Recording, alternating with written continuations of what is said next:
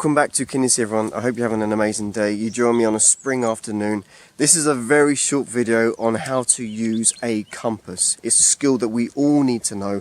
There's been some very tragic stories recently there about people not being able to navigate through the hills. So I'm going to show you right now how you do. You need a map, of course, and you need a compass. And then we're going to crack on. So let's do exactly that. Let's just get this done. Boom. Okay. So here is my map. And again, first thing I want to make sure is that it does have north positioned, which of course it does. It's nice and clear here. Secondly, now with my compass, I do have a rotating bezel. So I wouldn't suggest getting one of those keyring ones. This is a silver one. I've had it for a good few years. It has my line of travel, which is here. You can see the arrow, the blue arrow there in the background. This is the ideal type of compass that you would want to take with you on your trips. So we have our position of north. We also need to know exactly where we are on the map before we start. So I am roughly in this area here, and I want to travel to the Big Gun Ridge in this position. So I'm cutting from here to there. Okay, so again, this is before I've left at all. I haven't even got out of the car.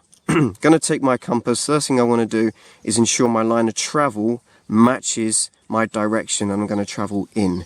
So if I just place the compass here, just underneath my line of travel, it's going to crack onto Big Gun Ridge here. Again, this is my destination. This is where I'm going to start. I'm going to depart from here. I'm going to arrive there. So I have the line nice and clear. Next thing we want to do is this red arrow here, the one you see on the plastic, has to match the red arrow in terms of position on the map itself. So I'm going to place this back onto Big Gun Ridge, turn this with the bezel.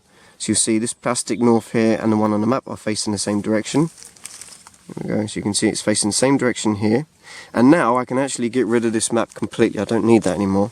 All I need to now ensure is that this red magnetic north on the needle matches the plastic one you can see there in the background. And of course, by doing that, we have to turn. So if we turn the compass here, nice and easy, there's the match. You'll see now that the north and the north are exactly the same, which means my line of travel, and it will never change, is in this direction. So again, I'm going to follow that blue arrow, and that will take me directly towards the Big Stack Crockmore.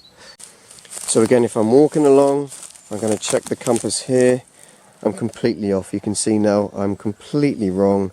My red is now facing this direction. The plastic red is behind. You can see they're off. So what I'm going to do is turn and turn and turn again. Here we are. They're turning. Boom. Now they're matching.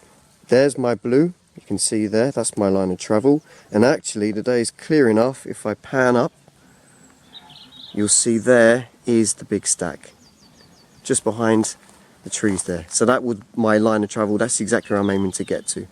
And that was the basics of understanding how to use a compass. Something I didn't mention was declination. I'm going to save that for another video. But generally speaking, that is the method you would use to get out of trouble.